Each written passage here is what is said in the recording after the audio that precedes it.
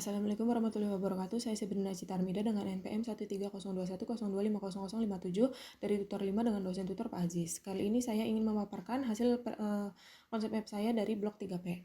Yang pertama yaitu Global and National Issues Veterinary Medicine System Challenge. Yang pertama ini One Health, yaitu pendekatan kolaboratif, multisektoral, dan transdisipliner yang bekerja di tingkat lokal, regional, nasional, dan global, mencapai hasil kesehatan yang optimal dengan mengakui kaitan antara manusia, hewan, dan lingkungan. Selanjutnya itu poin SDGs, peran dokter hewan bisa di poin tanpa kemiskinan, tanpa kelaparan, kehidupan sehat dan sejahtera, air bersih dan sanitasi yang layak, konsumsi dan produksi yang bertanggung jawab, penanganan perubahan iklim, ekosistem laut, dan ekosistem daratan. Selanjutnya itu Veterinary Medicine System Challenge. Yang pertama ini animal welfare atau kesejahteraan hewan mencakup 5 freedoms. Yang pertama, bebas dari rasa lapar dan haus, bebas dari rasa ketidaknyamanan, bebas dari rasa sakit, cedera, dan penyakit, bebas mengekspresikan perilaku alamiah, dan bebas dari rasa takut dan stres. Selanjutnya itu animal husbandry. Yang pertama, ruminansia, yaitu hewan mamalia pemamah biak memiliki lambung dengan 4 bagian seperti rumen, retikulum, omasum, dan abomasum, sehingga mampu mencerna serat kasar seperti selulosa dari tumbuhan dan dengan bantuan mikroorganisme di dalam rumennya. Contoh hewannya yang pertama yaitu sapi potong dengan karakteristik tubuh besar, otot berkembang dengan cepat, efisien mengubah hijau menjadi daging. Contoh rasnya itu Brahman, Simmental, Brangus, Limousin. Housingnya kandangnya cenderung berkelompok, sirkulasi udara baik, perlu naungan dari panas atau hujan, lantai tidak licin, terdapat tempat makan dan minum. Yang selanjutnya itu sapi perah dengan karakteristik produksi susu yang tinggi, metabolisme yang cepat, butuh nutrisi, energi, dan protein yang tinggi. Rasnya itu Holstein, Jersey, Guernsey, Brown Swiss. Housingnya ini kandangnya cenderung individual, kandang yang bersih, mencegah mastitis, sirkulasi udara yang baik, dan sanitasi, air minum dan pakan selalu tersedia. Selanjutnya itu kambing dengan karakteristik suka makan daun, ranting, dan semak, lebih lincah, suka memanjat, sering digunakan juga untuk kulit dan seratnya. Tahan di iklim kering dibandingkan dengan domba. Contoh rasnya itu Sanin, Etawa penghasil susu, Boer penghasil daging, dan Cashmere penghasil serat Cashmere. Housingnya ini kandangnya panggung, bebas dari kotoran, sirkulasi yang baik, perlu pagar kuat, karena kambingnya suka meloncat. Kandang individu dengan digunakan untuk kambing perah.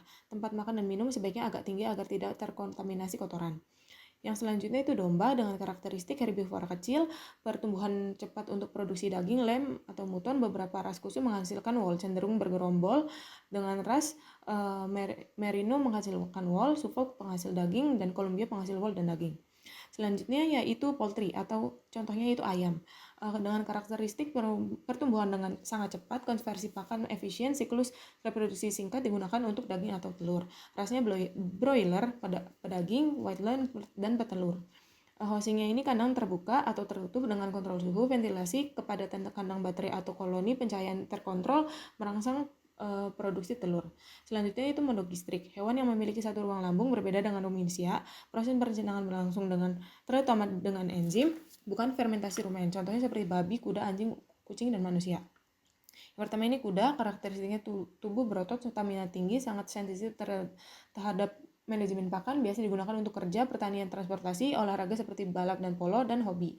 Rasnya Arabian, Quarter Horse, Thoroughbred, dan Sandalwood. Housingnya kandangnya individu, paddock atau padang rumput untuk bergerak bebas, sirkulasi baik, tidak lembab dan tidak licin.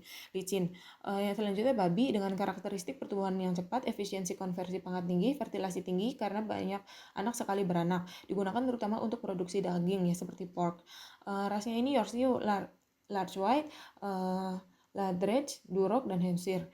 Housingnya ini kandangnya berkelompok dengan kepadatan sesuai umur dan fase produksi. Sirkulasi yang baik guna mengurangi bau amonia, lantai liter seperti alas jerami atau slate floor. Selanjutnya itu laboratory animal. Kemiripan biologis dengan manusia, kemudahan dalam pemeliharaan, murah dan fleksibel, dan kesesuaian model penyakit. Yang pertama ini mencit, tubuhnya kecil, umurnya 1,5 hingga 3 tahun, siklus reproduksinya cepat, gestasinya kurang lebih 19 hingga 21 hari. Penggunaannya untuk genetik, imunologi, kanker, penyakit metabolik. Selanjutnya yaitu kelinci. Tubuhnya berukuran sedang, mudah ditangani karena jinak, sistem reproduksinya cepat. Makannya juga tinggi serat. Kegunaannya untuk imunologi seperti antibodi poliklonal, oftalmologi, toksikologi. Selanjutnya Guinea pig, umurnya 4 hingga 6 tahun, mudah ditangani karena jinak. Kegunaannya untuk alergi, penyakit infeksi, nutrisi seperti defisiensi vitamin C. Dan terakhir yaitu hamster, aktif pada malam hari, kantong pipi besar, umur dari 1,5 hingga 2 tahun. penggunaannya untuk penelitian kanker, virologi, metabolisme. Selanjutnya, Animal Behavior Science Ethology, Perspective of Animal Behavior and Domestication. Etologi adalah ilmu yang mempelajari perilaku hewan secara ilmiah, baik di habitat alami maupun dalam kondisi eksperimen. Perspektifnya dibagi menjadi 4. Yang pertama, evolusioner. Yang kedua, perspektif proximate. Yang ketiga, perspektif perkembangan. Dan yang keempat, perspektif ekologi dan sosial.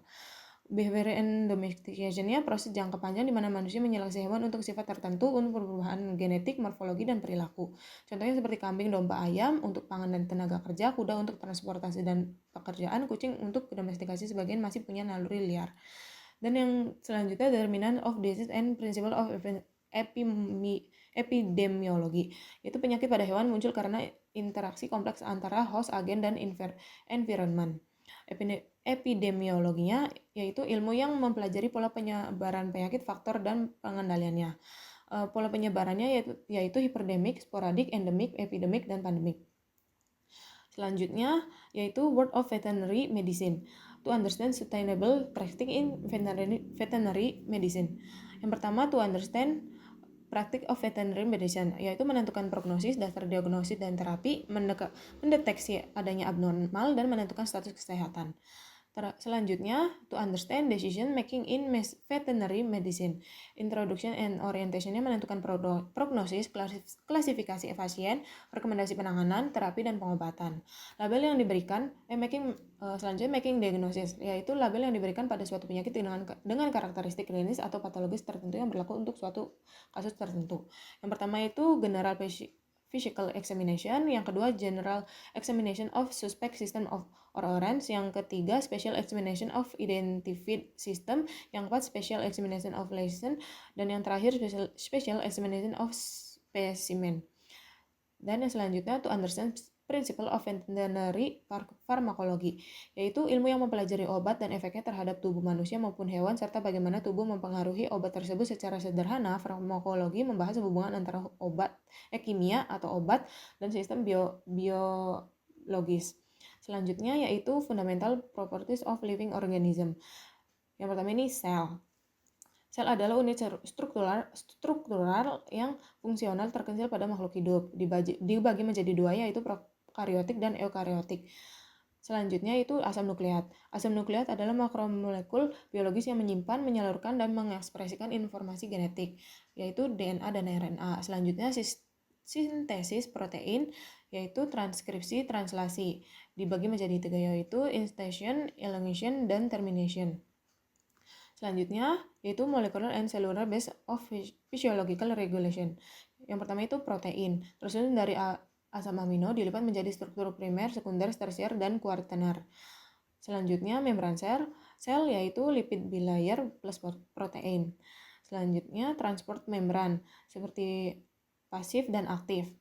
Potensinya beda muatan listrik antara dalam dan luar sel akibat distribusi ion.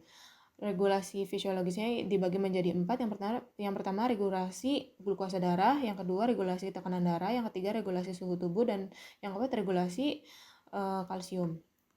Selanjutnya itu mekanisme and factor of cell injury. Cell injury adalah gangguan pada fungsi sel yang terjadi ketika sel mengalami stres baik dari faktor internal maupun eksternal dan tidak mampu lagi mempertahankan homeostasis.